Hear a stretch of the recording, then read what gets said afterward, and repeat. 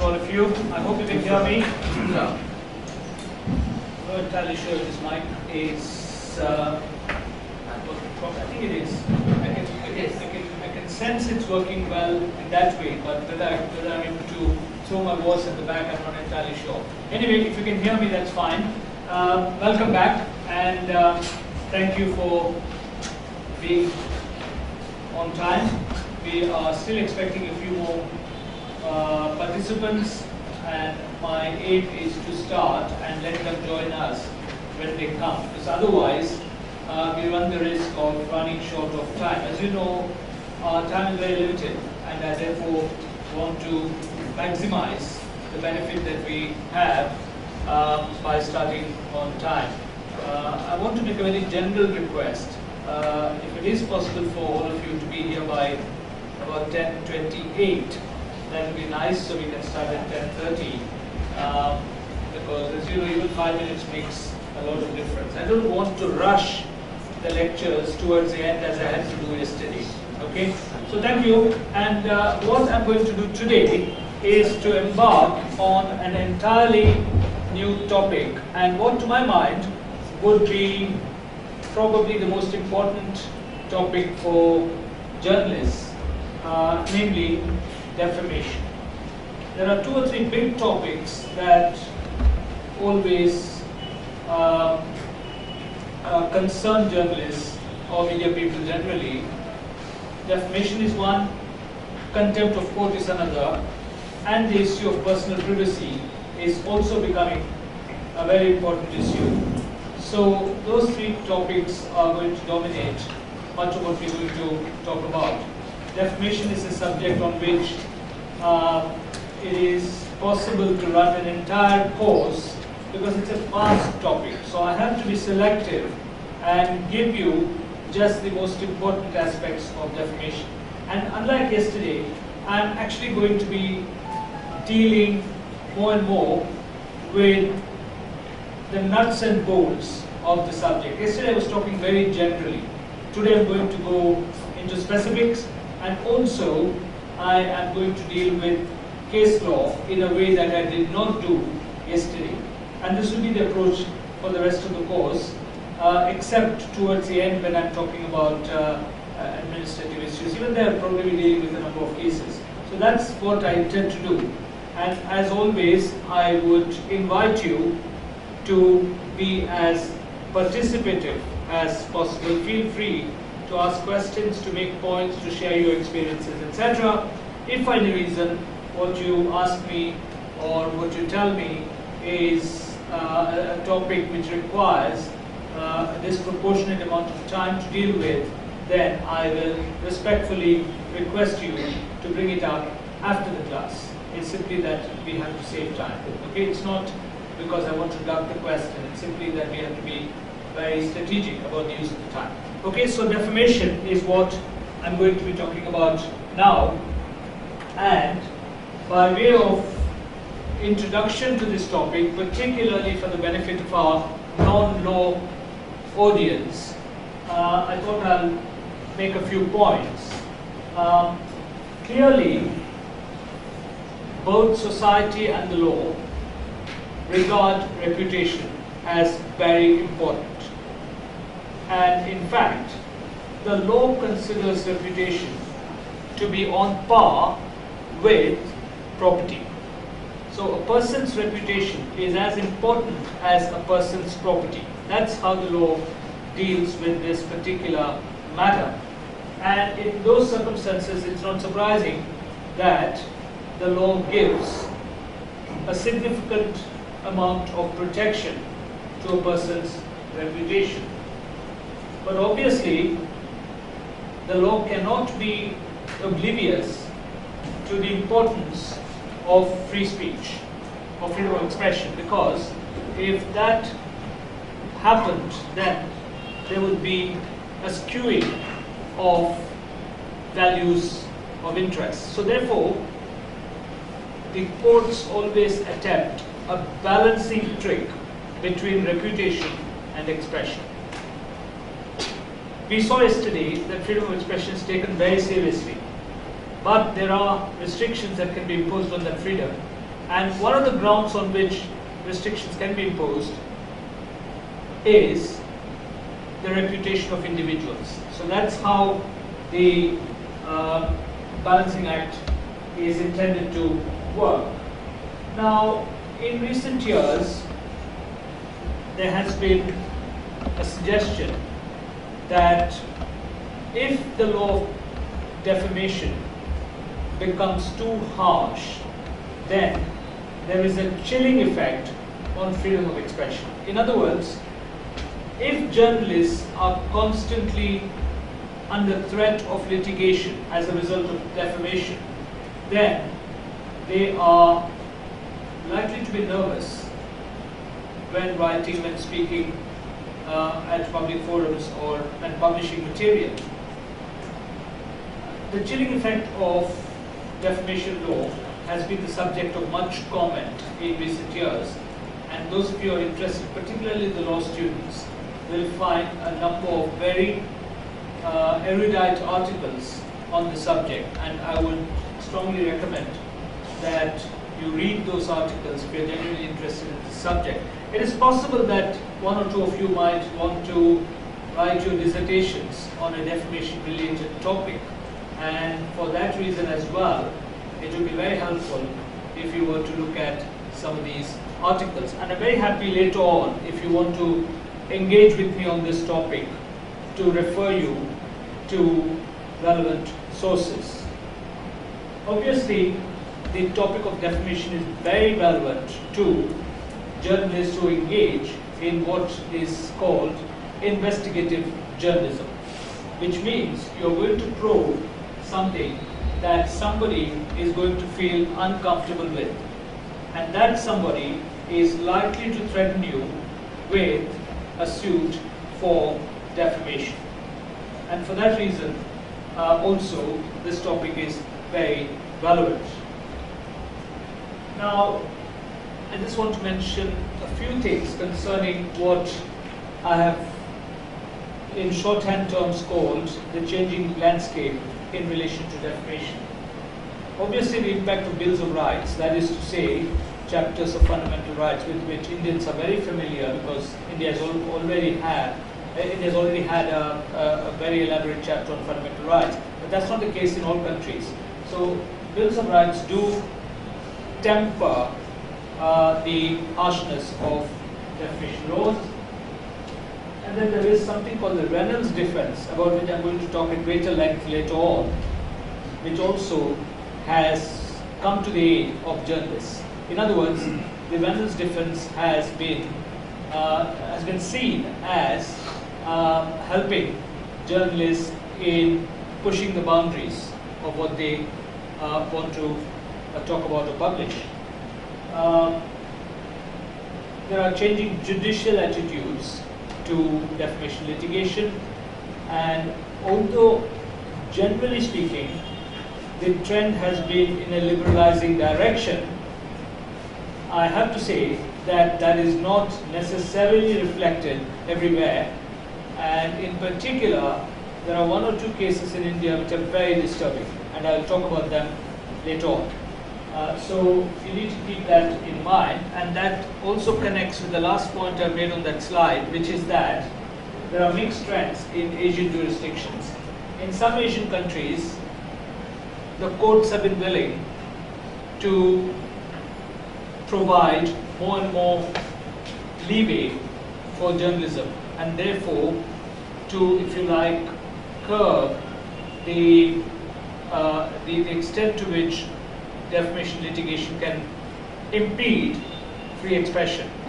But equally, there are jurisdictions where the opposite is true, namely that judges have gone out of their way to uphold reputation at the cost of expression. And this is particularly true of certain countries where defamation litigation is used as a tool to harass a person's political opponents. And I'll talk about that as well when I give you a few cases later on. So that's roughly the landscape in which we are going to be discussing the law of defamation. Now, this is a point at which our law students will probably have to switch off because I'm going to talk about something very basic, and this is for the benefit of our non-law audience. Essentially, I want to tell you what is meant by defamation in law. There is a lot of confusion in the minds of non-lawyers about what constitutes defamation, and I'm sorry to say, to some extent, this is reflected sometimes even in people who have a legal background. And we'll discuss the details later on, but at this stage I just wanted to set the ground for our further discussion. So the first thing to do is to distinguish libel. Incidentally, libel is another word for defamation. To distinguish libel from other risks. There are a couple of other possibilities which also you as journalists might encounter. So there is this concept of malicious falsehood, which is like libel, but it's not actually libel. And what malicious falsehood is, I will describe and explain a little later. What it means is that the two concepts are related to each other, but with some significant differences. You also need to distinguish contempt of court from defamation. Now, why do I say this? I say this because on a few unfortunate occasions, judges who have been criticized have found it easy to use the law of contempt to punish people who have criticized them than to use the law of defamation, which to my mind is completely wrong. Because a judge is like any other human being. If he has been unfairly criticized and criticized in a manner that involves a falsehood, he has every right to file a case for defamation and, if necessary, to seek compensation from the person who has defamed him. But there is always a risk when you sue for defamation, and the risk is this: your own infirmities, your own frailties, your own skeletons in your cupboard are exposed. And not many people want that to happen. So the easier way for a judge to deal with this situation is to say, you know what, I've got the power to punish you for contempt. I'm going to punish you for contempt. Completely wrong. Again, I will deal with a few cases which illustrates that phenomenon. So you need to keep those things in mind. Now, the other important aspect is that the legal risks should be distinguished from ethical considerations. And this is important as well. I will keep referring to this point throughout this course because, as I told you yesterday, there are two dimensions to the work of a journalist, of a media person. The first is to be aware of the legal position. The second is to also be conscious of your ethical duties. Now, in most cases, there's an overlap between the two. What is usually referred to as a legal issue would also fall within ethics. But there are certain circumstances where there's a divergence between the two. And so keep that in mind. So just remember the principle: what is legal may not necessarily be ethical. I will give you a very simple example to start this point off with. In India, like in many other countries, it is entirely legal for anybody to take a photograph of anybody else in a public place. So if you're walking on the streets of Calcutta and you find somebody whose picture you want to take, you would be entirely legal in taking the picture without their permission. But is it ethical? That is a very difficult question. It may be ethical in certain circumstances, but it may not be ethical in certain other circumstances. So if you want to behave ethically, what you would do is, you would ask yourself, should I be taking the picture without their permission? And only if you're satisfied that ethically it's correct to do so will you do it. Otherwise, what you'll do is go to them and say, can I please take your photograph? As do Japanese tourists all over the world. So ethics is different from law in that respect. So keep that in mind. Now, in terms of what an editor should do when it comes to defamation is ask a few questions straight away, even before the matter goes to a lawyer. And the first question to ask is this story true? That is to say, is the story that you're going to write about, publish, talk about true? True in all material respects. Very important. Only if you're satisfied that it is true should you be going to the next step. Because if it is false, there's a very serious risk of defamation. Defamation is very intimately connected to truth. So if a story is not true, or let me put it the other way, if the story cannot be proved to be true, because sometimes you may be convinced in your own bones that a story is true, but you need hard proof. So in those circumstances, you have to be very careful about proceeding the story. Second question, which is related to what I just said, can we prove the truth or rely on any other defenses? What are the other defenses I'm going to talk about later on? But can we prove the truth? Very important. Even if you know that what you're going to write about is true, you have to be sure that you will be able to prove the truth of what you're going to write about. That is not easy. Because a lot of the time, you get information from sources which are credible, and the source will assure you that the information is true.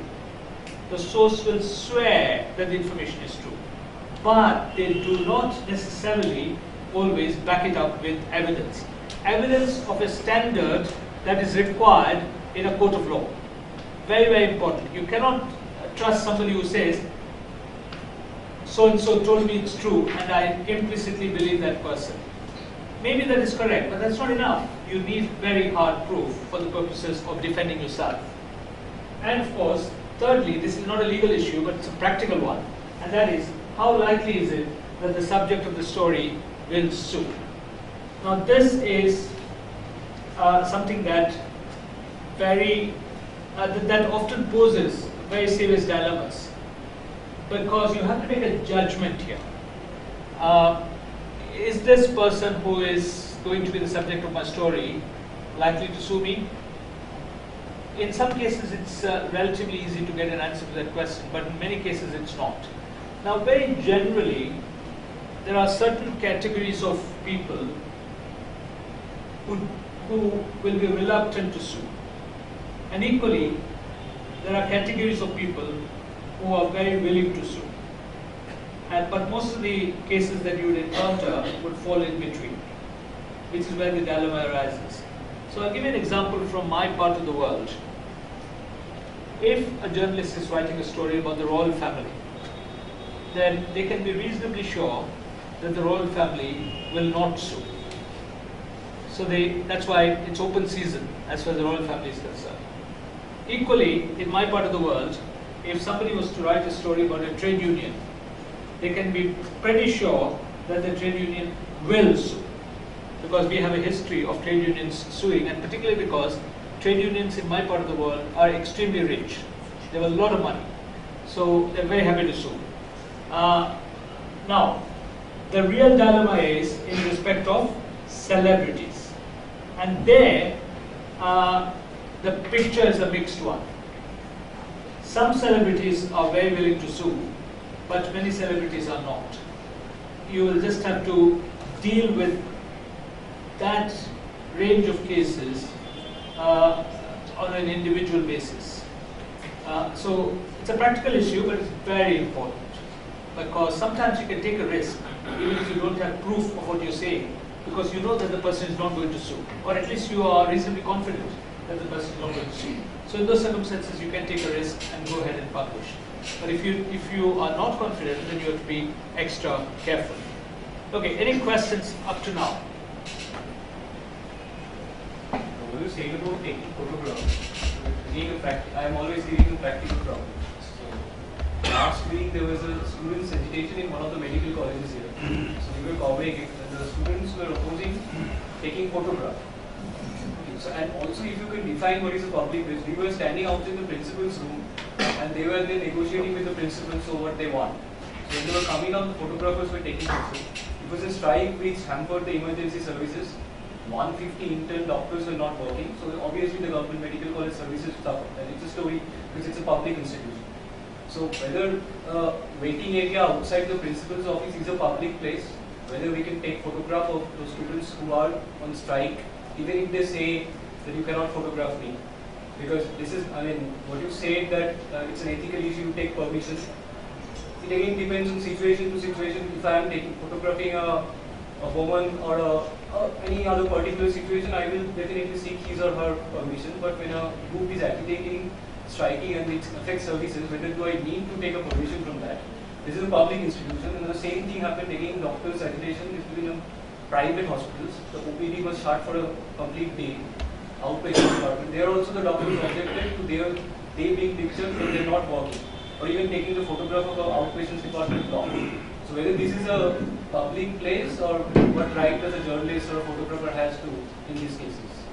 Okay. One more point, sir.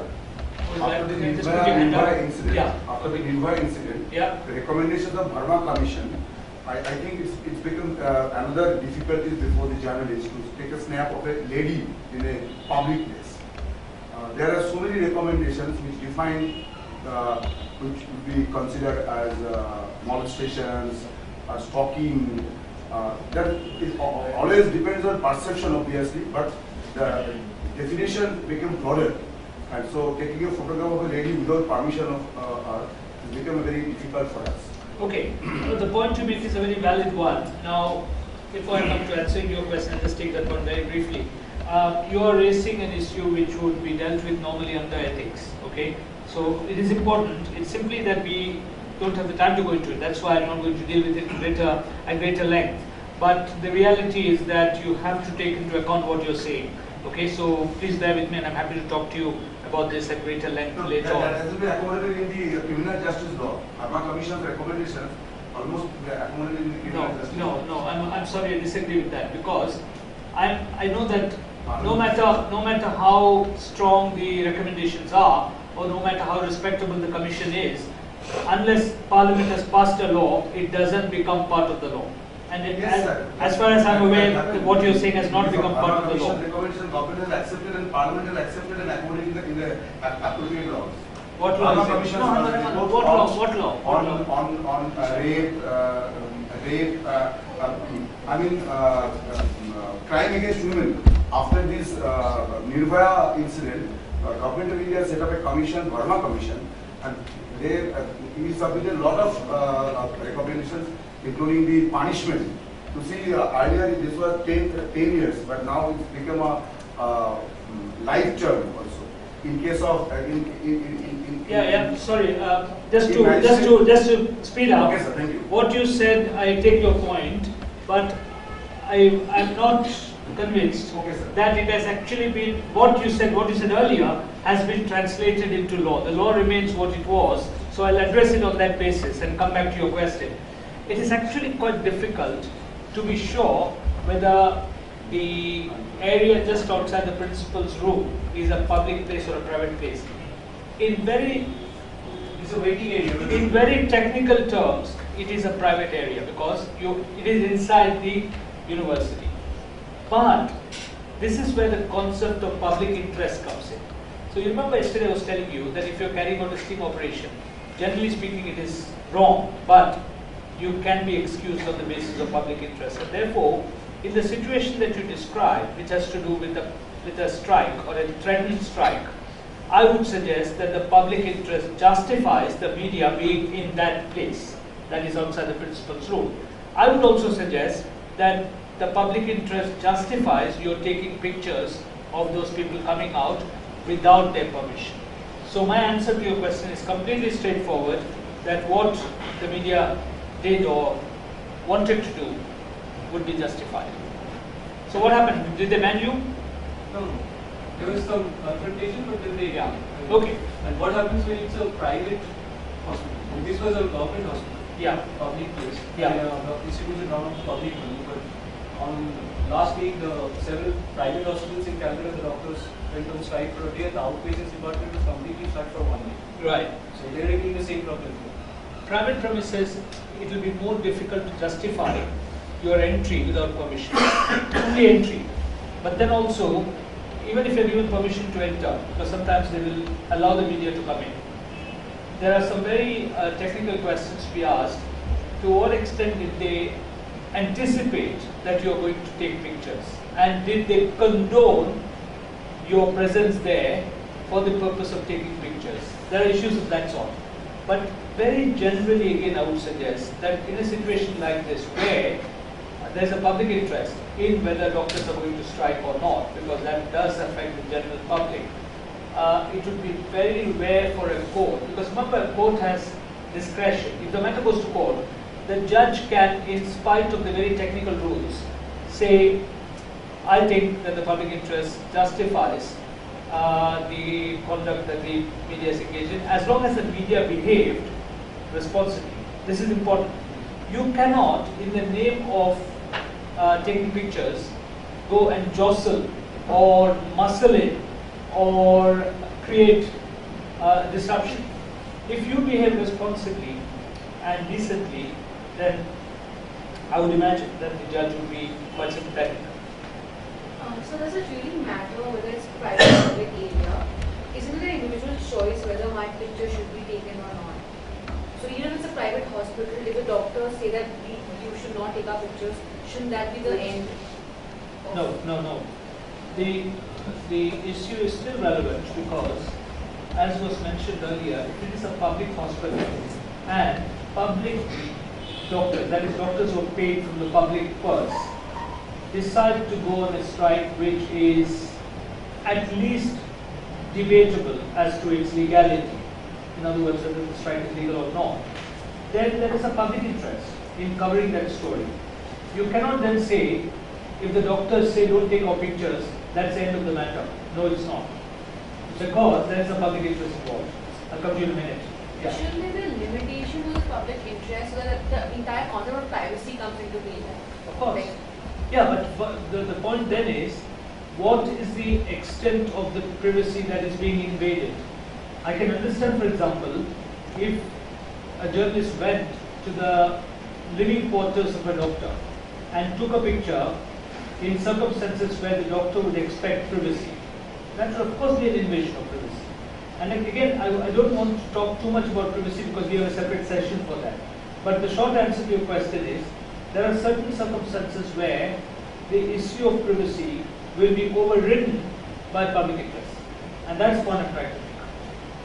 So won't that change after recent judgment? Where No, it will not. held that Let me put it this way, it should not. I'm not saying it will not because I don't know what's happening on the ground and we are speculating. According to me, it should not. And that is why, prima facie, I've still not finished reading the 574-page judgment. Prima facie, I think, that judgment needs to be dealt with a certain amount of caution. Prima facie. But I'll talk about privacy later on. Yes? Something related to what that might just dwell into privacy and everything. It is about them not, so the doctors are not saying that you do not cover the event. It's just that cover things which are public, leave me aside. You're allowed to cover the hospital, the fact that there's no doctor in the OPD, fine, but as soon as you bring my face into the picture, I find that objectionable, and I think that might just go into privacy. Okay. So, like, are you talking, I want to clarify, when you said what you said, are you talking about possibly no, hang on. Are you talking about the leader of the doctors union or something like that, or no? The most of the agitated, say 50-60 students had gone to the principal's room while they were coming out of making the principal. So we were present there, we were present of the principal. That's when they were photographed. The OPD was also. No, I want to know who you're talking about, the people whom you want to take a picture of, because what he asked is relevant. Were they, for example, members of the managing committee of No, they were the doctors who were on strike. Sorry? The intern doctors who were on strike. Who on strike, yeah. Now in those circumstances, there will be a justification because the picture being taken is not randomly of any doctor. There what you say is true because that doctor will say, I have nothing to do with it. Why am I being photographed? But if it is, for example, a delegation that has walked into the principal's office, then clearly there will be a justification. Okay? Yeah. Currently said that by going on a strike, they are moving into the public sphere from the private sphere. Up to a point. Up to a point. Because especially when I said if it's a public institution and they are public doctors, then the legality of this right becomes a matter of public interest. That is the issue there. Okay? Yeah. I think the Supreme Court has recently said that even employees of private banks are public servants. Yes. So what happens when such a situation arises in relation to employees of private banks? Suppose if the demonetization happened. Yes. So they have to go to many banks. Okay. I personally very strongly disagree with the categorization of employees of private banks as public servants. Okay, but we'll put that to one side. I can't challenge what the Supreme Court has said. I'm simply expressing my view. Secondly, if the actions of the employees of a bank, private or public, have a public interest element to it, for example, if employees even of a private bank bring the banking industry to a standstill, that is a matter of public interest. So in those circumstances, I'll come to you in a minute. In those circumstances, there may be some justification for the media to cover those people. And I'm assuming you're talking largely about taking pictures. Am I right? Okay, not about writing, because writing you can do anyway. So you're talking about taking pictures, and I presume you're talking about taking pictures after entering the premises of the private bank. From the outside. No problems at all. Absolutely no problems. Sorry. So a few years ago, in Bengal, we experienced a debate on public purpose. But we are experiencing in our media service that the public place, the concept of public is also the same. There's a very vague, there is no clear-cut definition. In case, normally we consider the public place the government areas and common place, roads, fields, these are. But in case of private hospitals, if there is any incident or agitation, if you go there, they are also claiming this is a public place, you can't photograph, you can't talk to the people. Because they are the commoners, they are the public. And one act I can remember, West Bengal, in West Bengal there is an act called Prevention of Smoking in Public Place, Smoking and Speaking in Public Place. If they are the public place defined, the private entities also under the public place. Even the law defines that except the bedroom, everywhere it is public place. Okay. So they actually use these definitions also. So that's why we face so many problems in covering the incidents in public. I take your point. We will have occasion to discuss this when we talk about privacy. I'm getting the feeling that we're slowly sort of diverging from our main topic and going towards privacy. I know that there's a tremendous amount of interest in privacy, and I can understand your burning desire to talk about privacy, but will you please restrain that desire just for a couple of days when we begin to actually talk about privacy? Okay, because defamation is by itself quite a long topic, and I don't want to find a position where we don't have enough time to go into that. Okay, sorry, yeah. So, how far can a picture be defamatory in the sense that if it showcases what an individual was that way? Yeah. To what extent can you call any form of reproduction of pictures defamation? Okay. Very quickly, I'll answer that question. I was planning to deal with it later, but since you have asked the question, I'll answer it straight away. There are many ways in which a picture can be defamatory. So I'll give you two examples. One is, remember I was telling you just a few minutes ago that in India it's not illegal to take a picture of somebody walking on a street. Now suppose you take a picture of someone and you use that picture. If you use that picture in normal circumstances, there's no problem. But suppose you take a picture of someone who is quite well known as a vegetarian, right? Now, you take that picture, you use that person's picture in the context of an advertisement for sausages. That would definitely be defamatory, because you are accusing the person of being hypocritical by pretending to be vegetarian but posing for a sausage advertisement. That's one possibility. The other possibility is if you morph a picture. You take a picture and then you morph it to distort it and make the person look less good. Then that of course can also in certain circumstances be defamatory. Okay, that's a short answer to your question. Yes. So can we take this difference between libel and defamation as a basic ground rule, that libel is always oral and defamation is oral as well as in writing or in publication? You are right, but actually what you have in mind is not libel and defamation, libel and slander.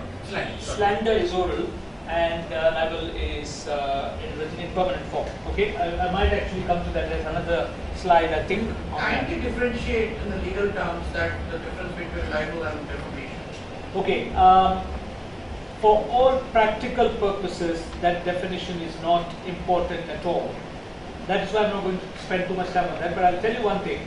In practical terms, there is one vital distinction, and that is, it is usually more difficult to prove slander than it is to prove libel. Mainly because slander is in a non-permanent form. Okay, that is really the nub of the matter as far as you're concerned. Technically, there are some differences which I'm happy to talk with you later on. Okay, I don't want to get into that at this stage. One point, sir. So slander is a spoken word, but these days the spoken words are recorded and videogrammed. So obviously it becomes libel. It becomes libel. Yeah. Okay. Right. So the example of this vegetarianism example that you gave, I just wanted to ask. Can speak up for the benefit of the others. Yeah. You can use the mic if you want. That's fine. Yeah. So this vegetarian example you gave, so to what extent do the societal perception of certain things matter in case of defamation? For example, if like in a society where say non-vegetarianism is looked down upon, or say in India, if like certain sections of the society believe that eating beef is something which is really reprehensible. So in that sort of a situation, if you show someone doing something of this sort, which is not necessarily criminal or anything, but just like socially disregarded, then in that sort of a situation, does the extent or the damages which you are liable for in case of defamation, do they rise in what scale? Your question is very valid, but you have, I think, understood it slightly differently from what I intended to convey. I'll tell you what it is. I'll deal with your question separately because that has to do with a different point. But what I was trying to say was not that because the person is shown in a sausage advertisement that society considers non-vegetarianism to be bad, but because the issue is you pretend to be a great vegetarian, you're a champion of vegetarianism, and then you take money for an advertisement for sausages. That is the point I was making. Yeah, so I'll come to your point separately. Your point is a very valid one, which is to be looked at later. Okay, and I will definitely deal with that. Yeah. So I'm just going to dive into where you talk about truth as a defense or exception to defamation. So with respect to criminal defamation in India, section 499, truth in itself is also not an exception. I'm going to talk about that also separately, if you don't mind. Okay, that will come. I want to just do this logically. That's why I don't want to jump from one topic to the other. I want you to get a comprehensive idea of the topic. That's why. So please bear with me. Okay. Right. Any other questions immediately? It's not working, isn't it? Yeah. So I think it's safe to assume in future we'll just use that mic. Okay. Okay. Will sue. And if the answer is yes, then you need to be extra careful. Now.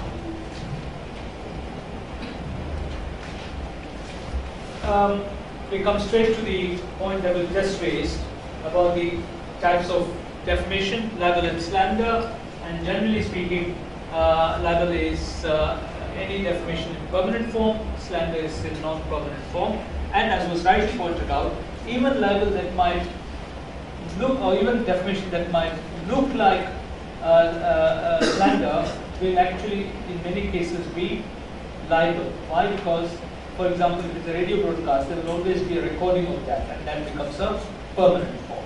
Okay, but there are some complicated cases. I just don't have the time to go into them. For example, there was one case where a person wanted to say some rude things about another person, defamatory things, and what they did was, at great expense, they hired a plane and ensured that the rude message about that other person was shown in the form of vapors coming out of the tail of the plane, flying low.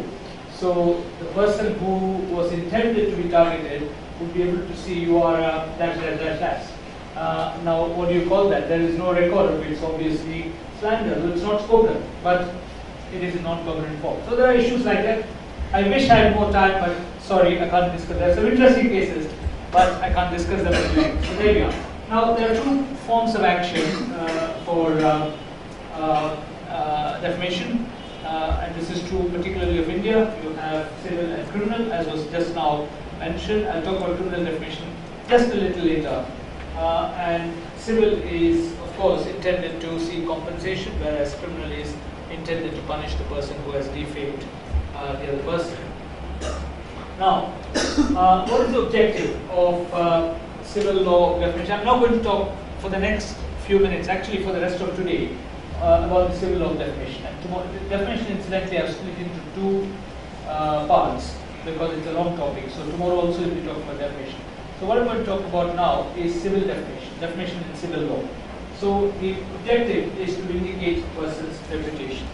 So what do you mean by vindicate? Essentially it means that you are trying to restore your reputation. So somebody has damaged your reputation, then you want that damage to be reversed. That is what is intended to be done. But obviously in practical terms, that is in many cases a bit of it's a bit ambitious, because you know how it is. Not everybody who has read the original piece will necessarily read a report of the person being mulcted for damages or even a correction for that matter. But at least there is a sense of vindication. So that's what the civil law attempts to do. And of course also to make a reparation for any injury suffered by such reputation. Reparation means compensation.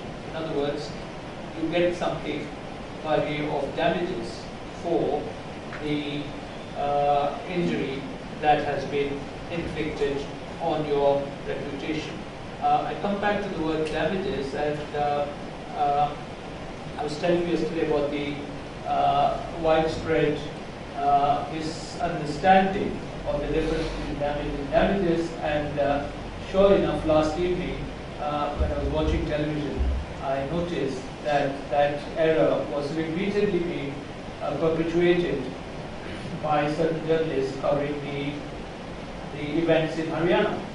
You just couldn't get their head around the difference between damage and damages. So be very, very careful when you use those terms. So to make reparation is obviously an objective of the law of defamation, and of course the law of defamation belongs to an area of law called the law of torts. We'll come across this term. It's a technical thing, but it's worth keeping in mind for the benefit of those of you who are not law students. Now, a very important point that needs to be made is that in India, the civil law of defamation is based on English common law. You do not yet have in India an act of parliament, for example, called the Defamation Act. So Indian judges still have to depend on English common law. And therefore, a practical implication of that is that English cases are still valid in India. So if you have a defamation case here, then it is quite common for Indian lawyers to cite English cases. In some cases, those judgments of the English courts have been modified under Indian law, and I'll talk about that as well while I deal with particular points. But generally speaking, it is entirely proper for an Indian court to deal with a case on the basis of English common law. Okay, now we come to the meat of the topic, which is what is defamation. The law does try to define defamation, but remember, this is not parliamentary law, this is not statutory law. So you don't have a written definition of, a single definition of defamation, but you can deduce the definition of defamation from decided cases. And generally speaking, it would be fair to say that a defamatory statement is one which tends to make reasonable people think the worst of the person about whom the statement is made. Now, there are a number of things here which are worth noting. First of all, the concept of the reasonable person. This is a concept which appears repeatedly in law. Now, I know it can be frustrating for some of you to encounter this term, because it is, I would imagine from your point of view, a bit vague. But believe me, it is a term that has been used very effectively by the judges. They know how to apply this particular standard. And quite frankly, in practical terms, what it means, at least in India, where there's no jury system, is that it is ultimately the judge's view, and the judge would effectively be in the position of the reasonable person. So it is a defamatory statement is one which tends to make reasonable people think the worst of the person about whom the statement is made. In other words, you would not think about the person about whom the statement is made as good as you would if that statement had not been made. You would think about the person in a manner that would be less flattering to them. And it is very important to remember that a defamatory statement will only be actionable if the statement is false. So if you say something true which makes someone think the worst of the person about whom the statement is made, that is not defamation. So do remember that. And of course, there will be some differences between that situation and the situation where you engage in what the law considers to be malicious falsehood, or in Indian terms it is called injurious falsehood. It's the same. Indian law refers to it as injurious falsehood. Now, what are the tests that a judge will apply to assess whether a statement is defamatory or not? He would ask the following questions. Does it cause the claimant to be shunned or avoided? Claimant means a person who brings a case. Also called a plaintiff. Still called a plaintiff in India. This is a change in terminology in England. But in India it would be the plaintiff. So the person who brings a case is the plaintiff. So does it cause the plaintiff to be shunned or avoided? Does it expose him to hatred, ridicule or contempt? If it does any of these things, then there's a fair chance that the statement is defamatory. Does it prejudice his chances of receiving respectful consideration from the world? So those are the tests that a judge would apply to decide whether the statement complained of is defamatory or not. Now, simply because the statement causes annoyance or injury to feeling does not make it defamatory, though it can give rise to other causes of action. That's why I kept saying there's a distinction to be made between defamation and malicious falsehood. So, if you say something about someone that injures their feeling, then it's not necessarily defamatory. For example, you might say something about someone which is true, but which still causes the other person a lot of offense. That is not something that can be brought within the ambit of defamation. I see a lot of confusion on this point in India, because you find sometimes somebody say something rude about either a person or a community, and then immediately you find someone popping up and saying, I'm going to sue you for defamation for 100 crores. They are completely wrong. They cannot sue, because all that has happened is that a certain amount of offense has been caused, a certain amount possibly of hurt has been caused, but not in the way that the law would recognize as being a matter of defamation. So, sorry. Can you repeat this question once again? Okay. If you make a statement about somebody which that person considers to be very offensive, that may not be defamation. That in Indian law there are other sections of the penal code, for example, injuring the feelings of communities and things like that. Now that's criminal law. But in civil law, it will not be defamation. That is not a point which, unfortunately, everybody understands. So, you find people sometimes reacting to statements made, saying, oh, you have defamed me. That is wrong. Actually, they have not been defamed, but they have been offended. Offense does not amount to defamation. Okay. Now I want to go back to the point that you raised changing standards in society are usually taken into consideration while judging the defamatory nature. So you are talking, for example, about the perception regarding vegetarianism, eating meat, eating certain types of meat, etc., etc. Correct. That is covered by this principle. Actually, this principle would be more relevant to something like homosexuality. You know that attitudes are changing all over the world towards homosexuality.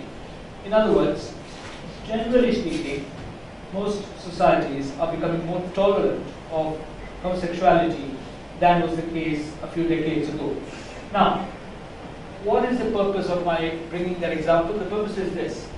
If a few years ago you made a statement about somebody that he is a homosexual when he is not, that person would be able to sue you, would have been able to sue you straight away without any difficulty, because you are saying something false about them which would have brought them into disrepute within society.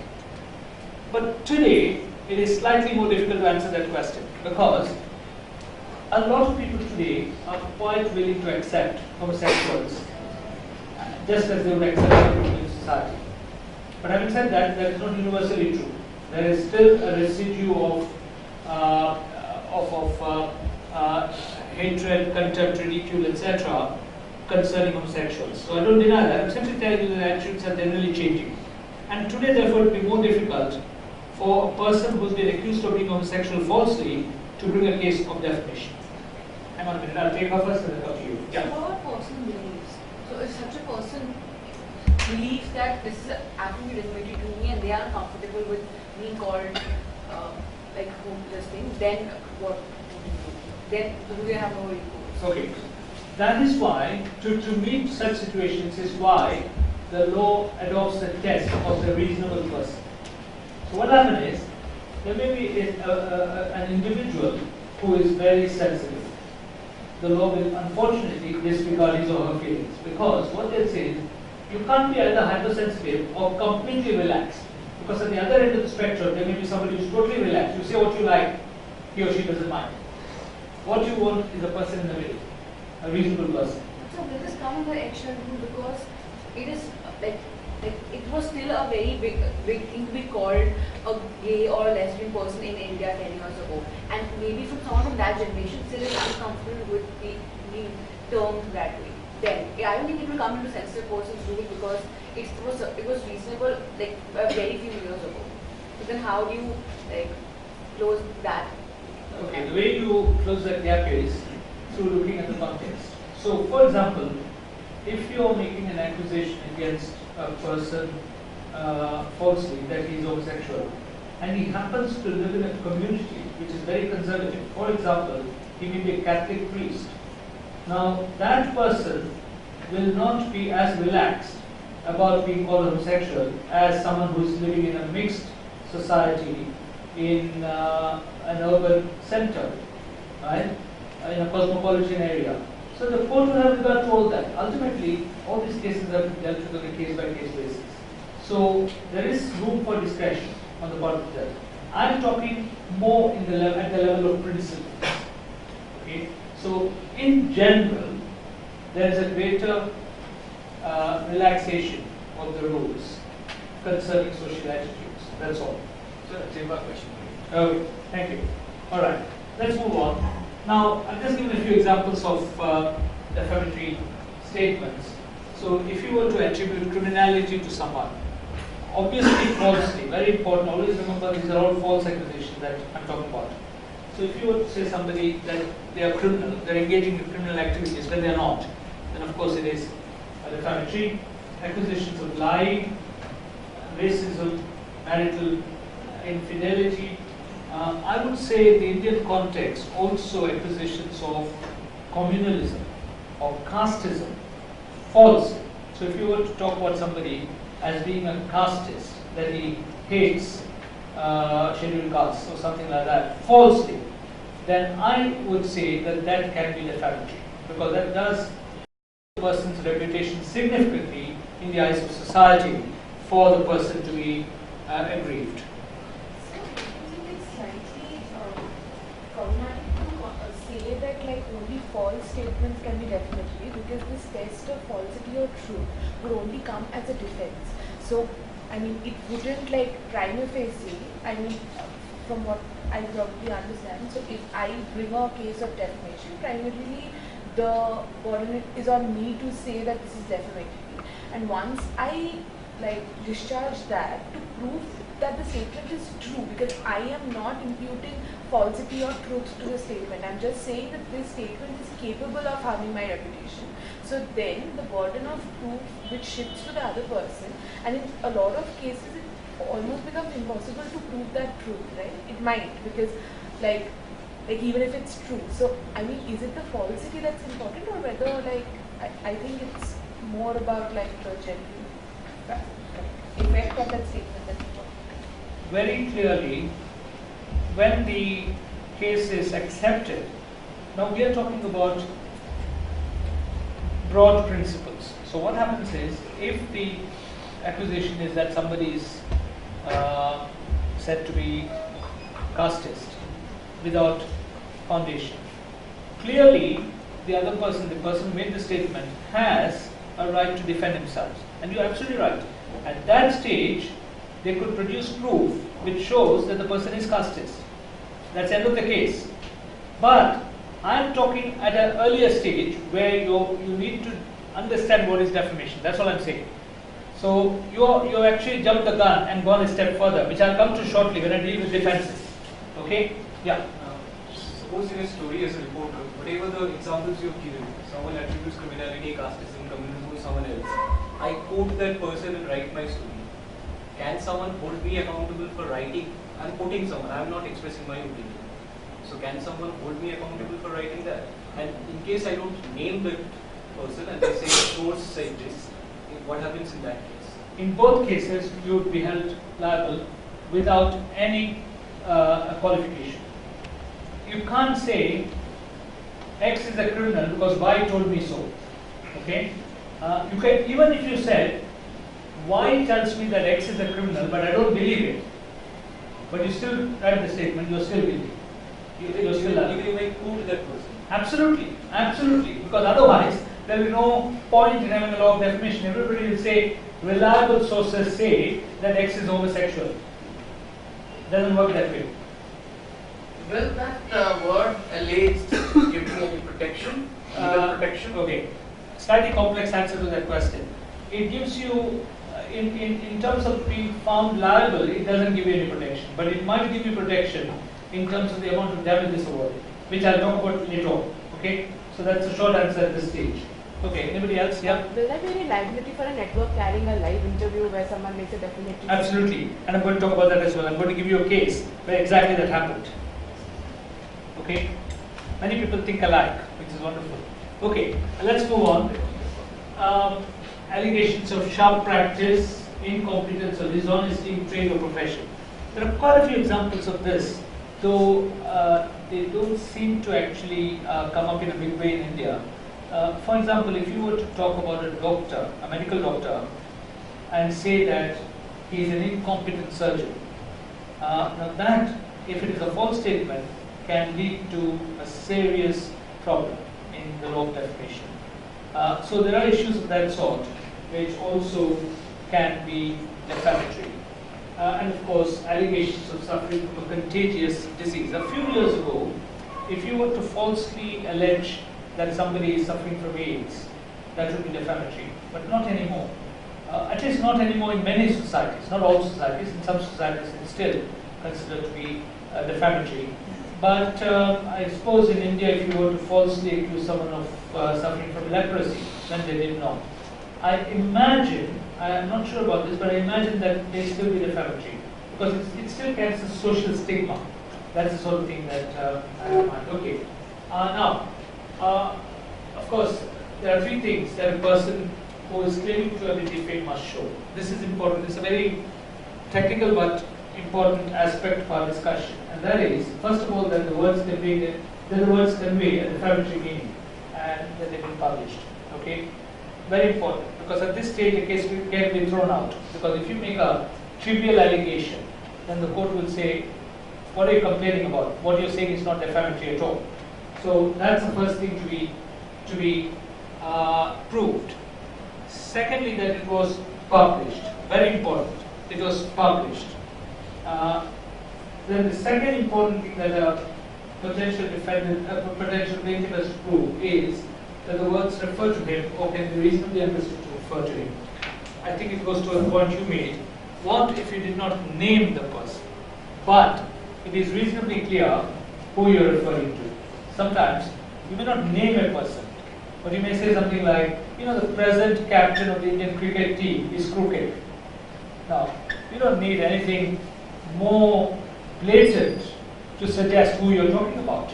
In those circumstances, obviously, you have at least potentially defamed that person.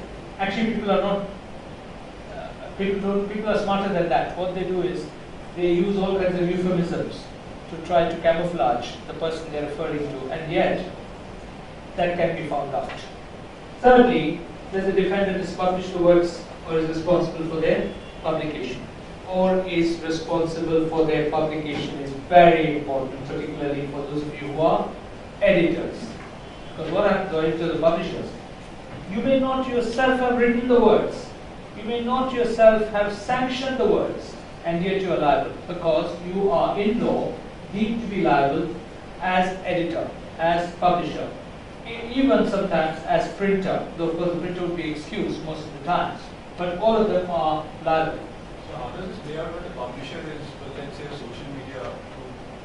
In Facebook, we had liable for defamation. Extremely difficult question to answer. Varies widely from country to country. In many countries, there are sophisticated laws which try to answer the question by saying that a publisher, for example, an internet service provider, is not liable if they took reasonable precautions to ensure that what is published is vetted. Secondly, was it a moderated discussion? Was it an unmoderated discussion? If it's a moderated discussion, then the moderator will be liable. So it's a very, very difficult question to answer, and I fear we don't have the time to go deep into it, but I may try to answer this question when I talk about cyber issues. Okay? So publication is important, and I will talk just in a few minutes about accidental publication, because that also can create problems for you. And of course, the person bringing the claim does not have to prove the falsity of the words in question. This is, again, something you need to keep in mind. It is considered to be a harsh rule. In law generally, anybody who brings a case has to prove the case. This is the general rule in law, at least in our legal system. But the law of defamation is slightly different. What happens there is, for example, if you are the person about whom somebody has written something what you consider to be defamatory, as long as you prove those three things, then you don't have to prove that what is said is false. The other person has to prove that what they have said is true, which actually makes life difficult for the media. Why? Because you as media people, if you write something about somebody, then the burden is on you to show that what you've written is true. And it is not a burden that can easily be discharged. Why? Because you may not always have the proof. I've told you previously that sometimes you get sources who come to you and say, you know what, this particular person is very corrupt. Go and write a story on him or her. They give you all kinds of information. You write the story.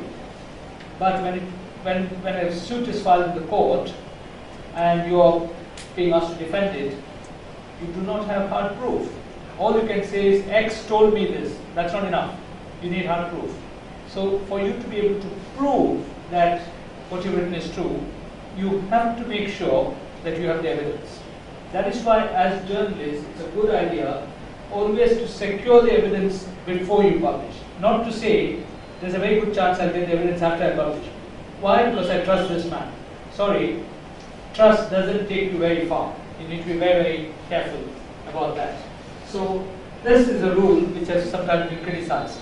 So if the focus of any article is not the information that is being provided by a person itself, but the person itself. So if my news article, but the news is that X is alleging something against someone. So can't this, will I still be liable for defamation in such a case if I don't have proof? Give me a tangible example. So in case some politician says something about another politician that Yep. this guy is really corrupt, and I want to report it, but I am not like to say that this politician is really corrupt. I am just reporting that politician A said this about politician B, and that is the focus point of my report. So in such a case, will I still be liable for defamation against politician? The answer to that question is slightly complex. In technical terms, you will be liable because repetition of a libel is no excuse. But the good news is that there is a defense available to you, and that defense is fair comment on a matter of public interest, which I'm going to talk about at length a little later. So it's not as if you can't say such things, but you'll be very careful, and what the conditions are for exercising that defense also need to be understood, which I'm going to talk about. Sir, but if in the story, I also take the comment of the person who is being alleged, so and I publish whatever he or she has said, what happens then? Your position will be much more improved than the situation that she just asked. And that actually is in addition to the fair comment defense. So you have another defense, which I'll talk about. Okay? So since it's all about breaking news in media, if you don't publish it now, then someone else will. So how far can a journalist be expected to go and search for proof before actually publishing it? What's the practicality? That is entirely a matter for the journalist. Because if your aim is to compete with others to be the first to bring out breaking news, you sometimes pay a price.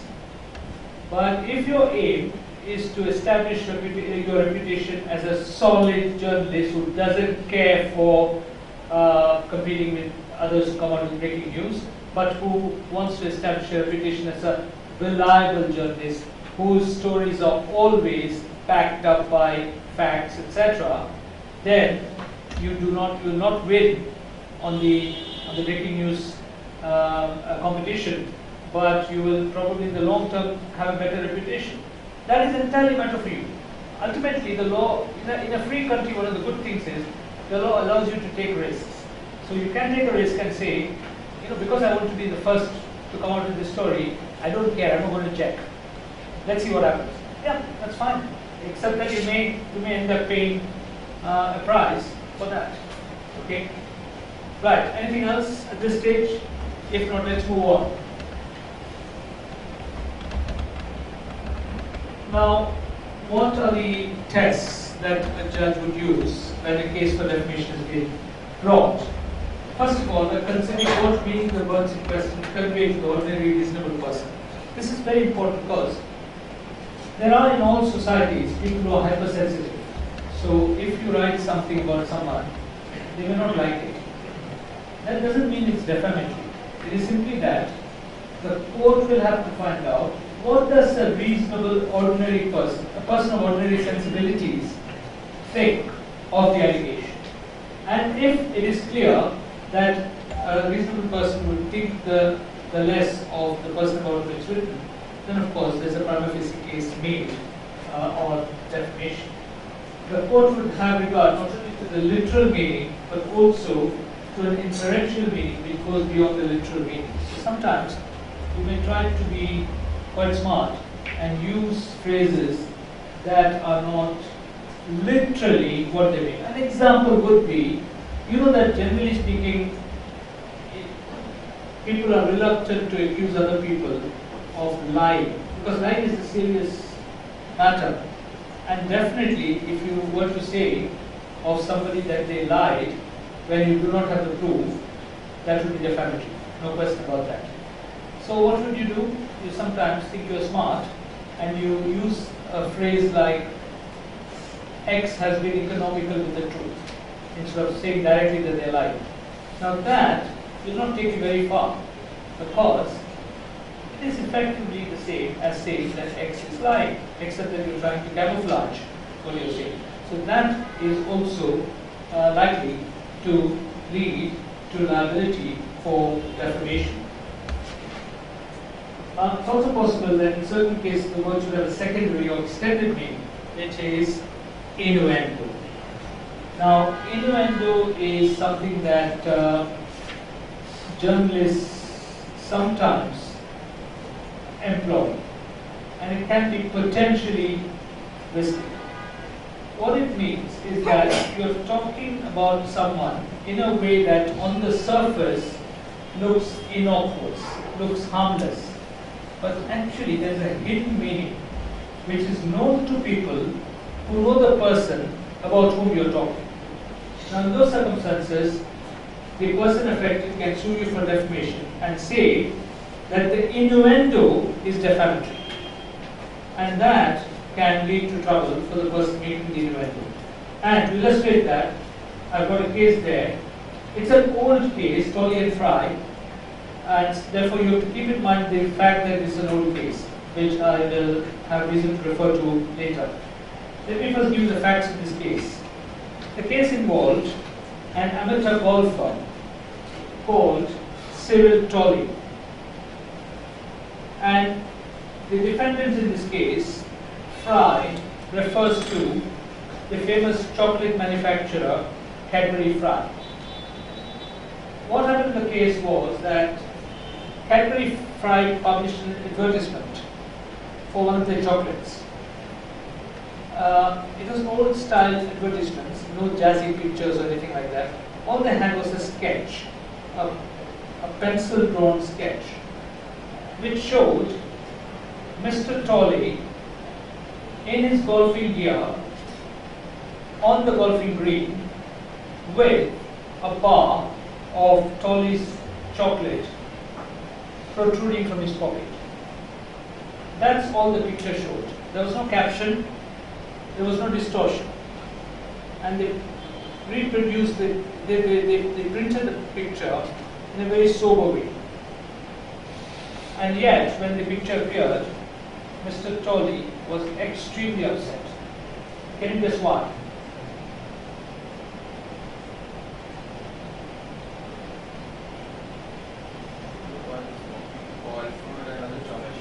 Because what kind of because the golfer and eating a chocolate. Is there anything incompatible between a golfer and him eating chocolate? Permission wasn't taken. Permission was not taken. Okay. I've already addressed that point. It is not legally wrong. What about advertising? Yes.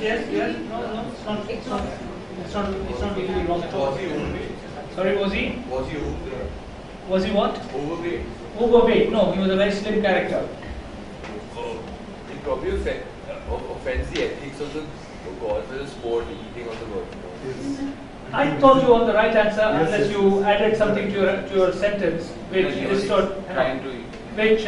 spoiled the fun. I told you almost gave the right answer. It's against the ethics of golf. In what way? Spokesperson. Hang on, please. Yeah. Golf is a sport. I mean, it would be disrespectful to the sport. To eat on the golfing green. No, but the first part of your answer still is correct. Think about it. Okay. Somebody else wanted to say something? No? Suddenly become shy? Then he wouldn't probably be golfing with all the seriousness he should have been because he's had a chocolate to eat. Oh, so if you have a bar of chocolate, then you won't be serious as a golfer. Oh, this might. Hang on. Is that what you're saying? Hang on. Possibly, just that he's Okay. not That's fine now. doing the Absolutely no problem. I mean, Yeah. you're all welcome to give your views. Yeah. So I don't know, it might be ridiculous, but from what I understand about this sport is like you're required to play it for a very long period of time, and thus your stamina and the amount of energy that you can continue till the last thing becomes important. So if you're constantly having chocolate bars in between, it proves that you're not because it adds that glucose adds to your energy. It does. No, I'm not fully understood what you're saying. Is it a case of you're trying to sort of bring an analogy between cheating by taking supplements which increase your... Okay, that was not the case. At least at that time it was never an issue. It probably is today. Okay, anybody else? Yeah? Is it more of the idea of fat and since you were like amateur and there was certain ethics he was expected to follow, which would not include him finding other means of, I don't know, becoming say famous, because they would not be they can't rationalize these two positions together, and maybe I don't know, the golfist fraternity could have an issue with that, and he didn't want the golfist fraternity to view him as someone who was stepping out of that, I don't know, the space that is supposed to be. Oddly enough, that answer is absolutely right, except that you haven't quite formulated it in the correct way, but your answer is spot on. But hang on a minute, somebody else wanted to butt in? I'll tell you why. I'll fill in the gaps in your answer. Maybe you won't be taken that seriously as a golfer. No. That's not the point. But what she said was sorry. It's against the prestige of the golfing community. No, not that. It's about staying away from commercialization, using the sport in order You add that to that and you get the answer. What it is this, in very simple terms, and that's why I told you at the start of my enunciation of this case, remember it's an old case. Today, you may not find the same standards being applied. The real reason is that at that time, the amateur golfer, and they described him as an amateur golfer, valued his status so much that if he was accused of appearing in an advertisement, in other words, of being a professional, then he would be seen as being defamed, because an amateur golfer prized his status as an amateur. If somebody saw him in this advertisement, they will think that he has taken money to appear in the advertisement, and that is not compatible with your status as an amateur golfer. And that's an innuendo. So only people who knew him as an amateur golfer would think the worst of him. And there were plenty of people who knew him as an amateur golfer, and therefore he won the case. So we can see. I'll give you a more contemporary example of an innuendo, which will probably be more intelligible to you. Let's assume that Mr. X is the chairman of an anti-smoking campaign. You know that in many cities you have this, what do they call it? I don't know what they call it in India. We have something called ASH, and Action Against Smoking and Health. Some of the anti-tobacco organizations in India as well. Now suppose Mr. X is the chairman of that lobby group, and there's an article in the newspapers which is like a profile of Mr. X, talking about him at great length. And one of the small things that appears in the article is Mr. X is a well-known philanthropist. He gives a lot of money to charities, etc. But then, of course, he is rich enough to be able to do that because he has massive shareholdings in many blue chip companies, including Infosys, Wipro, Tata Consultancy, ITC, whatever hotels, Oberoi hotels, etc., etc. Now, there is a big innuendo there. What is that? ITC, right? There is nothing wrong in a person owning shares in ITC. So remember, that's not the reason why a person would consider them to be defamed. It is simply that if you are the chairman of an anti-smoking campaign, for you to make money out of holding shares in ITC is hypocrisy. So hypocrisy is what the innuendo is all about. So that's the sort of thing that happens. So one needs to be very careful, because sometimes inadvertently you might end up defaming somebody. Yep. How is the third point exactly different from the second one? Influential healing and inventor, how are they different? I told you in the second case, in the second point, what I was talking about is not necessarily a hidden meaning, in the sense of a meaning that is known only to some people. It is a general massaging of the message. So I gave an example where you said somebody is economical with the truth. That means basically they're lying. So there's a slight difference. Yeah. So in the ITC example, would you be able to prove the defamation if he actually does own the shares? No, it won't. Only if it's false. Absolutely. Remember, all the examples I'm giving you will only lead to defamation if the allegation is false. If it is true, of course not. Okay? Right, let's move on. Now, is the intention of the defamer relevant? The short answer, of course, is no. So even if you write something about somebody without an intention to defame them, you will still be liable. But of course, it is relevant to the extent that if the case is lost and damages are reported, then the damages would be more if you did what you did intentionally. So if you did not do it with intention, the amount of money that will be awarded against you will be smaller. So to that extent, intention is in general terms not relevant. Okay, is accidental defamation actionable? The answer is yes. Now you may wonder what is meant by accidental defamation. Can someone think about what accidental defamation is all about? Can you defame somebody accidentally? Accidental publication of defamatory material. How? That amount of, so if I have an article written that I don't intend to publish it, but somehow it gets published, it would be actually. Okay. So an example might be that you wrote an article and your secretary sends it for publication when it was not intended to be sent for publication. Correct? Possible? Yeah? Yeah? Say for instance you're saying something that's the truth but you extrapolated a bit and then it turns out to be defamatory.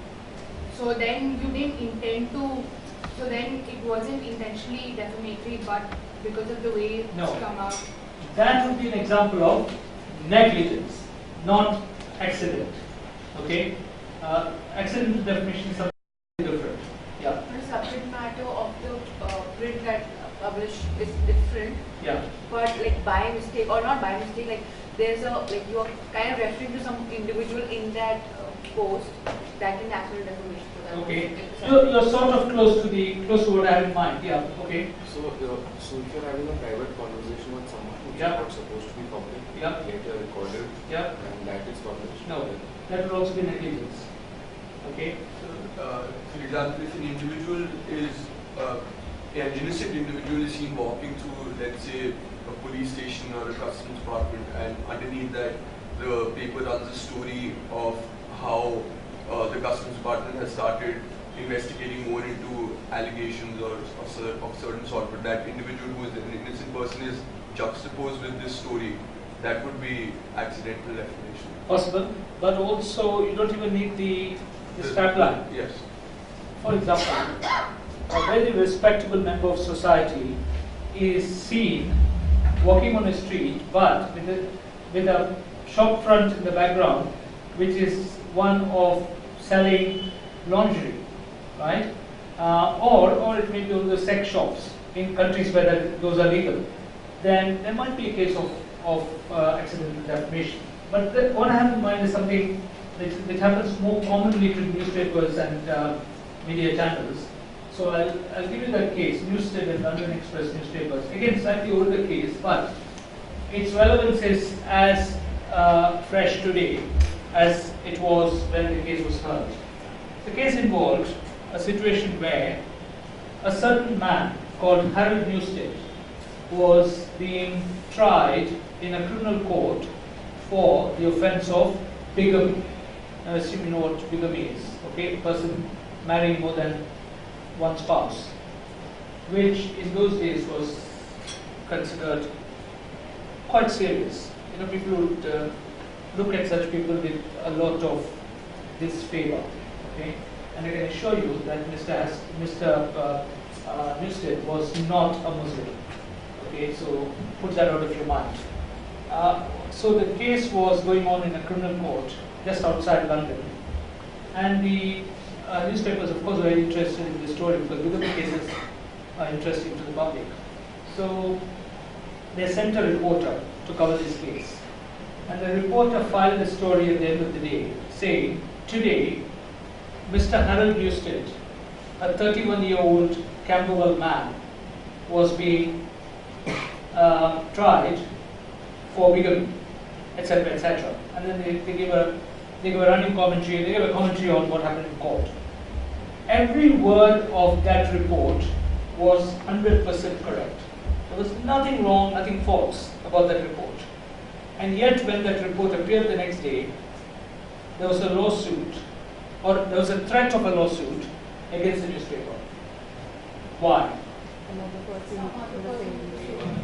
Absolutely. There was another Herald newspaper, by coincidence, also 31 years old, also living in Camberwell, right? And that person sued on the basis that he was defaced. And you cannot blame him because his friends thought that he was being tried for bigamy.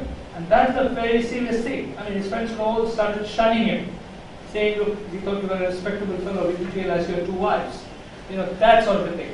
So, now, the question for you is, what do you think you would do to avoid this situation? Look for more details. Like what? Versus profession. Correct? Yeah? Maybe invitation. Something Something that you think is Sorry? Photograph. Photograph would usually be the best way of avoiding this problem. But, you know how it is with newspapers, there's always shortage of space. So everybody wants to compress their story. So they may be reluctant to use photographs. So what you said makes sense. So you would add the person's profession, right? And the interesting thing was this particular case was that is exactly what had actually happened. The reporter had said when he or she filed the story back to the office that evening, a 31-year-old hairdresser from Camberwell, because that's a man who was facing trial. The other fellow was a bartender, right? But a smart aleck sub-editor in the office deleted the words hairdresser to save space and said it just said 31-year-old man from Camberwell. And the newspaper had to pay a very heavy price because the newspaper had no leg to stand on if this case had been filed as a defamation case. So they had to apologize, they probably paid token damages, whatever. So there's a lesson here. You need to be very careful when it comes to describing a person. Ideally give as much description as possible. Now, sorry. So what's the defense to accidental defamation? What's the possible defense? Put your hands up. That's only defense. You say sorry. That's it. I'm qualified upon that. Just apology will do. Yeah, depending on how soon the law doesn't require you to cringe. Okay? Though there are certain occasions when cringing may be necessary. So I'll talk about one of those cases later on. Hang on a minute. Yeah. Okay, so like in cases where something is sensationalized, Yep. and because of the way it's sensationalized, only to ensure more people, for example, read it, because Yep. like we tend to read more sensationalized things. Of course. And because of that sensationalization, if someone feels like that statement is defamatory, would that be accidental defamation? Would that be something else? No, it won't be accidental defamation unless the elements of defamation have been proved. Now, simply because something is exaggerated, simply because something is sensationalized. Now, it depends on what you mean by sensationalized. Because, for example, sensationalization means sometimes giving the story a lurid headline, or using words which are extravagant. As long as you stay within the bounds of the law of defamation, it doesn't matter. So that's not the only reason why it becomes accidental defamation. It becomes accidental defamation for a solid reason of not getting the facts right. Okay? So hypothetical case that if they were taken all like possible information about that person, and they were like hairdresser, 21 years old from this place, and somehow there was one more person who had the same specifications. Yeah. So then what would they have done? Okay, you are absolutely right in asking that question. For lack of time, I skipped an example I was about to give you, but I will now since you asked me. This is exactly what happened in Northern Ireland where I live. There was a absolutely bizarre case of one of our newspapers, local newspapers, publishing an article about a fellow who was charged with some offense, not bigamy, some other offense, in a local court. Now, I'm just giving a random name to this because I can't remember the exact name. Let's say John Smith. So it said John Smith, a 31-year-old unemployed man from Acacia Avenue, Coleraine, was today brought before the magistrates. It just turned out actually that there were two John Smiths, same age, from the same street, Acacia Street, both unemployed. Right? Now you couldn't even put a profession to them, they were both unemployed. So naturally, there was a threat of a lawsuit by the other unemployed John Smith. And the newspaper was in a dilemma. How could this happen? I mean, this is inconceivable. And it turns out when they inquired that these two fellows were cousins living in the same house, both unemployed. And the newspaper had no choice except to immediately put its hands up, pay one of those fellows, the chap was threatening to sue, a certain sum of money, and said, "We are very sorry." So, it can happen. But in those circumstances, the journalist will not be found at fault because you've done everything reasonable. Okay? Now, having said all that, I have some good news for you. And the good news is this, with which I don't agree, but it's still good news for you. The Madras High Court took a different view. This is an example of how the Indian courts sometimes differ from the English courts. In other words, even though they have to apply English law, they have the liberty to depart from English law. And the Madras High Court, in that particular case, has refused to accept the verdict of accidental defamation as laid down in the Newstead and London Express newspapers case. There was a case in India also, famous Justice P.V. Sawant. I'm going to talk about that shortly, so I'll preempt you from talking about that now. Okay, anything else? If not, let's move on.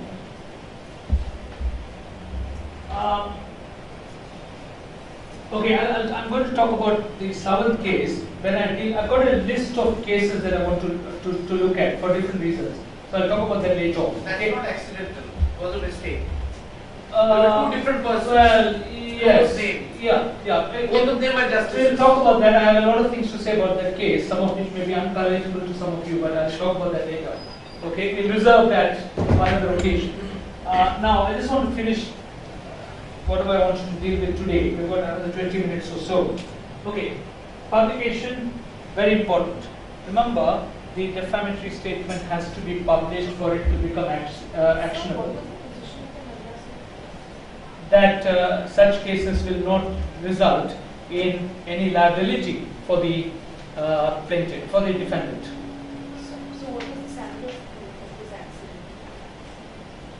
They never discussed it at any great length. They accepted that the newspaper did it accidentally.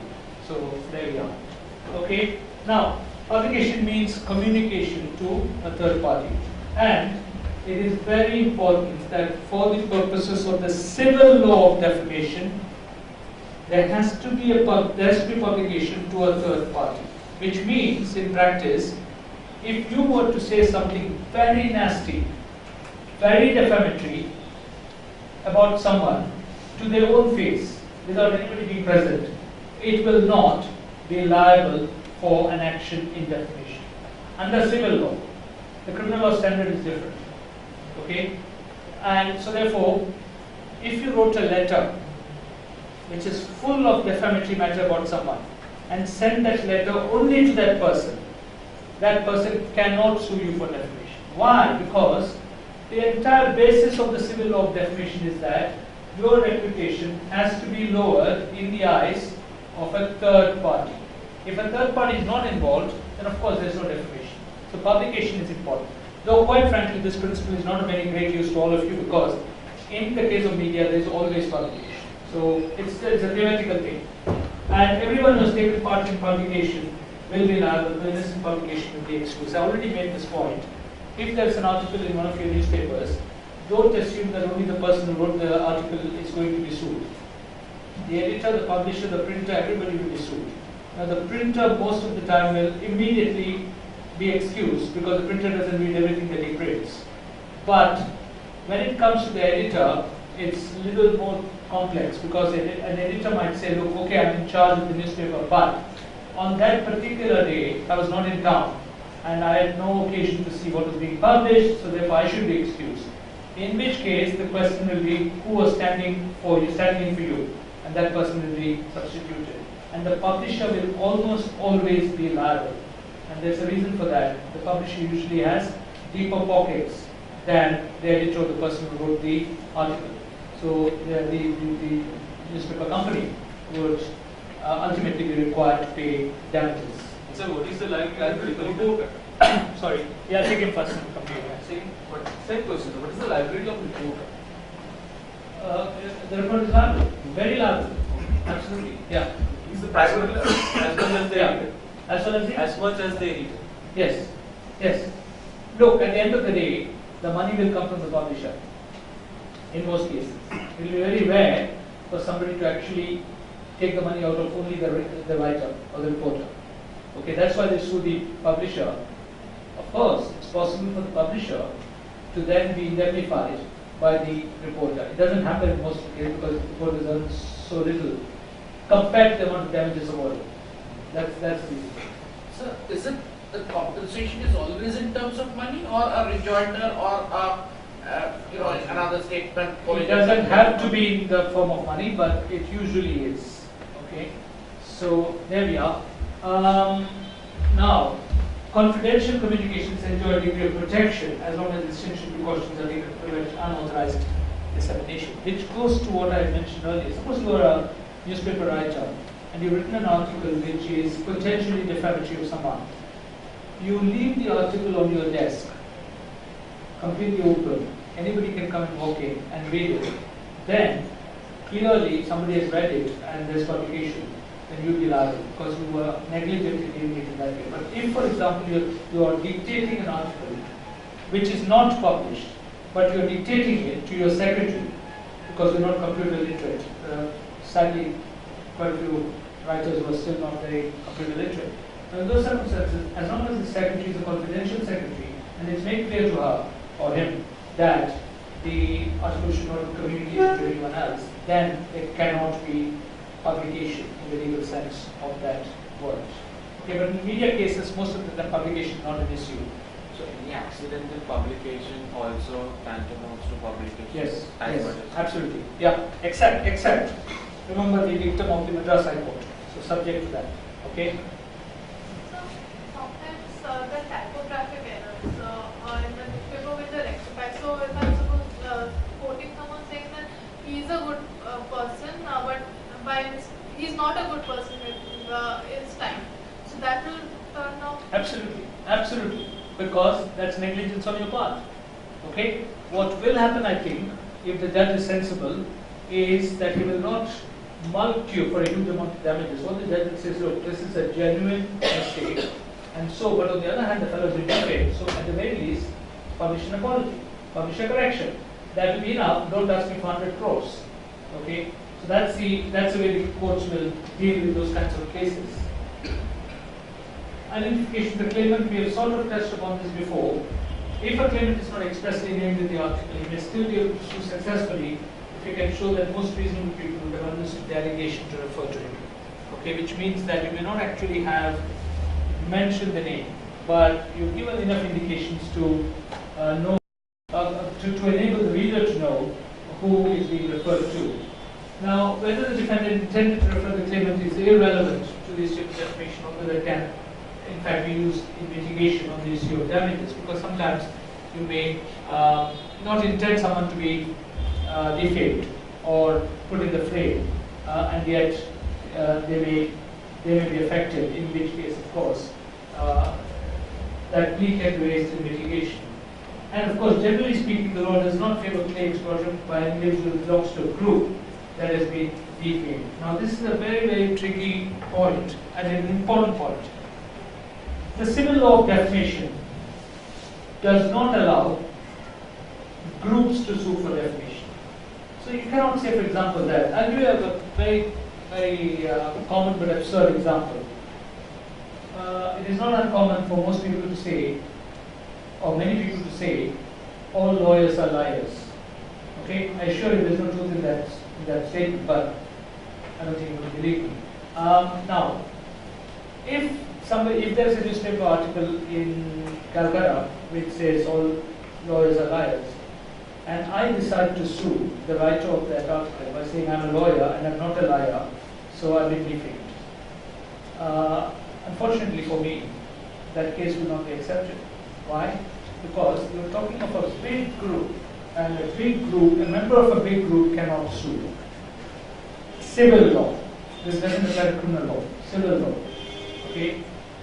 But if the group is small, and there is no indication in law, there's no fixed rule in law which says this must be the size of the group.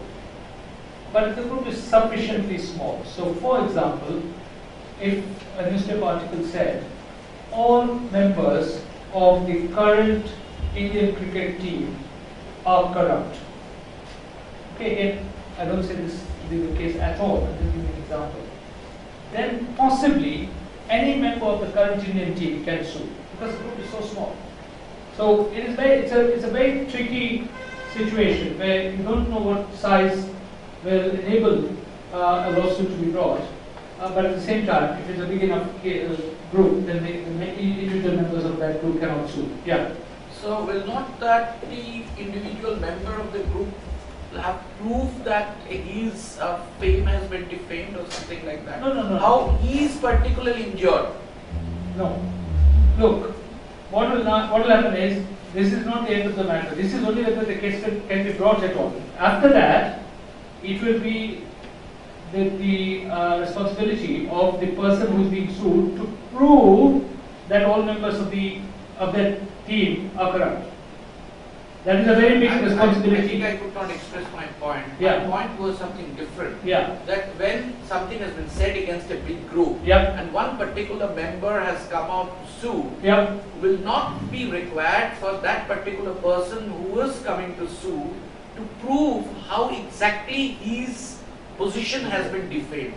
It is plurality. Of course, prima facie they will have to show that. Yeah, correct. His individual fame has been defamed. Yes, absolutely. Well, actually, he will not be doing it in that way. What he will try to show is, suppose you say all lawyers are liars. He won't say I have been individually targeted. He won't say that. He will say my group has been targeted. I am part of the group. Therefore, I am also defamed. And it is maintainable. No, it's not. That's what I'm trying to say. But it is maintainable if the group is small. Right. Okay. Now, I know you will be desperate to ask me what should be the size that will be accepted. I cannot answer that question because the law does not prescribe a particular outer limit for that particular principle. Okay. So much depends on how small the group is, etc. Now, sorry. So will we still adhere to the reasonable match standard here to judge whether that can be? Yeah. If the case is accepted, then you go by the normal rules. Okay. The question is only whether the case should even be allowed to proceed. Okay. Sir, yeah. You said that most of the people of these groups. Yeah. Yeah, it depends on the size of the group. If you say most of the lawyers in Calcutta are dishonest, then obviously it's a very big group. But if you say most of the players in the Indian cricket team are dishonest, it's still a small group. Okay? Right, and no action can be brought against it in relation to a dead person. Another very important principle, which I'm sorry to say is not clearly understood in India. I come across many examples where somebody says, my relative who is dead was defamed, I'm going to sue somebody for 100 crores. Sorry, you cannot do that because the law does not allow you to do that.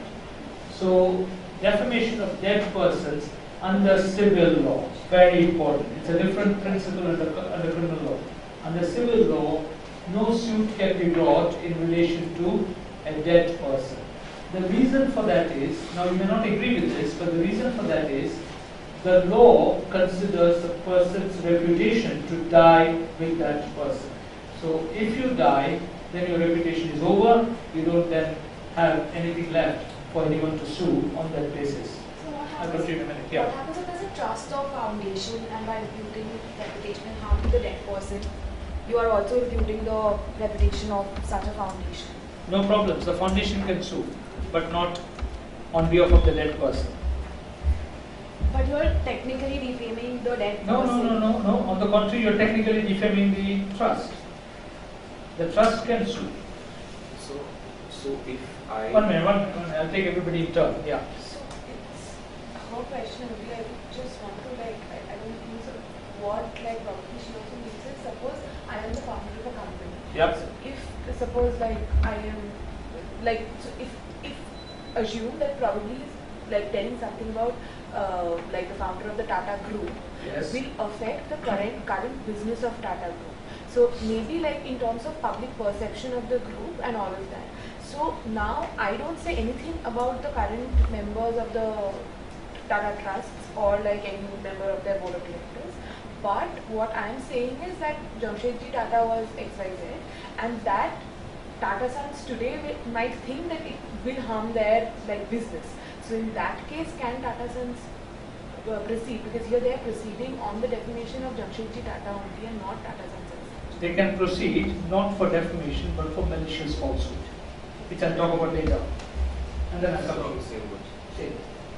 So what happens in case of some falsified publications of Tagore or Shakespeare? They are no more, but they're the treasures what they have done it. And I have, interpreted, or I have misquoted, or I have changed the text of Tagore. I mean, to some extent it's copyright, but I'm not going for the copyright here. But what I'm saying is, suppose I do it in such a manner that it is defaming Tagore or Shakespeare. You have no cause for a defamation suit because in legal terms, Tagore's reputation dies with him. I know it's difficult to understand this, but in legal terms, that is the position. Okay, so tough luck is the answer. Okay, any other questions? If not, let's move. As I said, there are some differences when it comes to criminal law, which I'll talk about later. Definition of corporations to some extent ties in with what you asked just now. It is entirely proper, just a minute, for a corporation to sue for defamation. And corporations do sue for defamation. Why? Because they have deeper pockets than individuals in most cases. Yeah. So taking on from what Sir asked over there was a case recently, not very sure of the exact details, but which effectively said that you can't state inflammatory content or say offensive content against national leaders, right? So then it is an offense. So would that say come within the contours of defamation, or do you look at it independently? Okay. First of all, it would be, as you yourself hinted, it would be a criminal case, not a civil case. Hang on. Secondly, it will come under some other provision of the law, injuring the feelings of a community, of a group, whatever. So it's totally different. No, that's exactly. Okay, you want to clarify? Obscenity under. Yeah, it could be obscenity, anything else. Okay. All right. Let's move on. So a corporation can sue. Yes, sorry. So in case of corporations, yeah. Is it the board of directors or like whatever the people responsible for the corporation who will sue for their reputation? No. Corporation. If there is an article which says something defamatory about Infosys, Infosys will sue. Of course, a corporation is incapable of suing without a person. As a legal so the chief, the company secretary or someone will file the case on behalf of the company's reputation, not individual's reputation. They can also sue individually, but that is for a different reason. I'm talking about the suit by a corporation. Okay? Yeah. More often than not, with your Infosys example itself. So now, if say someone says something defamatory about Narayan Murthy and that affects, say, the share price of Infosys. So Infosys sees a direct, tangible effect of the defamatory content. So then can Narayan Murthy sue that Infosys? Hang on. Let her frame the question in her own way. Yeah. Sorry. But can Infosys sue for the, for the fall in share price on the defamation? No. They can sue if there is a direct attack on their reputation. Okay? So just because there is a parasitic effect, there will be no, in legal terms, there will be no defamation suit. Okay, someone else wants to speak? To add to that, so if an article is written about the entire board of directors of a corporation, that is like, say, can't there be an inference of defamation of the company without naming the company? Exactly. Hang on. Let one person speak at a time. Yeah. Just tell me again. An article is written about, say, the entire board of directors of a company, accusing them of certain things that are not true. Can there be an inference drawn of defamation? Absolutely not, because in law you have to be precise. I know it's difficult for a lot of people to understand this. But in legal terms, you have to separate. I presume the law students here will know that companies have their own personality. The concept of corporate personality is a very important one. So you cannot conflate the reputation of individuals with that of the company. In some cases, it may be possible for both the individuals and the company to sue, but there will be separate lawsuits, not the same lawsuit. In this case, can the company use an inferred defamation to its reputation? No, no. What they can do in some circumstances is to sue for malicious falsehood. That is possible. Okay? Right. Somebody else wants to voice it. Quite a few hands went up. All became silent suddenly. Okay? Alright? Okay, I hope you understood it. I know it's difficult, but that's a reality. Okay? Now, corporations can of course only sue for financial loss and loss of goods is not injury to feelings, because obviously corporations don't have feelings. And government bodies and political parties cannot bring action. This is a very, very important principle. And fortunately, this principle is accepted in India as well. A few decades ago, the English courts, the House of Lords, came up with a judgment which was seen as a landmark judgment. And it is this: a local council tried to sue a newspaper for defamation.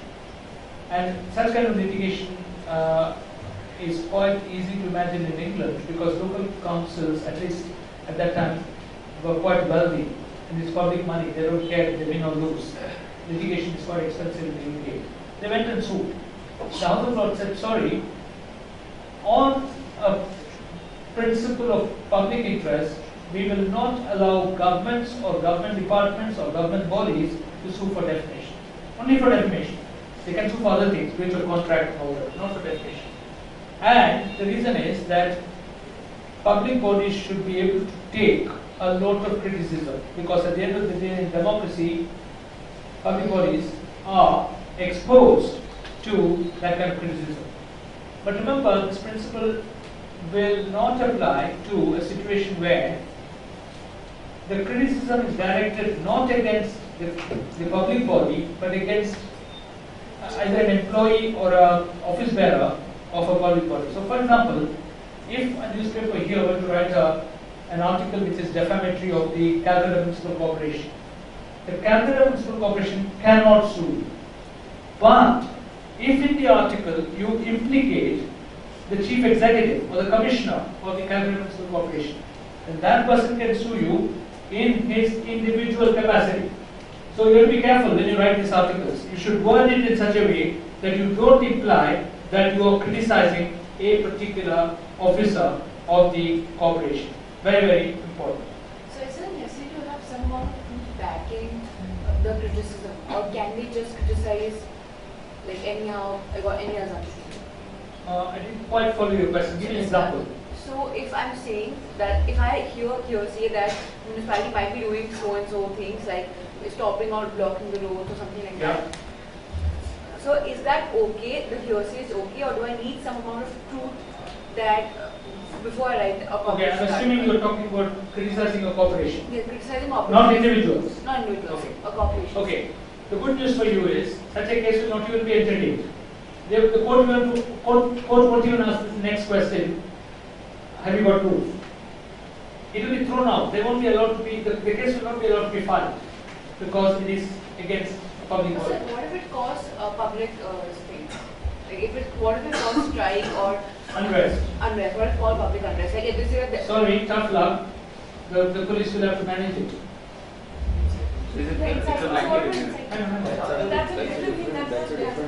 If you talk about incitement to violence, that's it. Suppose you write an article criticizing the Calcutta Municipal Corporation, and you say, by the way, people go and start hitting at employees of the corporation. That is incitement to violence. But no, so what if I write an article saying that the Calcutta municipality will be increasing the rates of electricity by like 10 rupees, and so because of that there's a strike outside the the office. So all that will happen is Calcutta Municipal Corporation, the news is false, will immediately correct the news and say this is false news.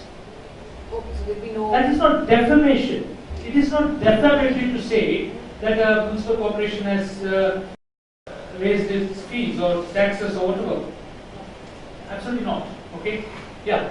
So you mean to say that in India also the government or the bodies as well as the political parties cannot bring any laws? Sorry, not political parties. Public bodies. Political parties can sue left, right and center. Okay. And in many But countries, public bodies cannot. many countries, political parties are among the most prolific litigants. You need to be very, very careful with political parties. This is public bodies. And in India also they cannot sue. Fortunately, that case has been accepted in India. That's why. Okay? Right. Any further?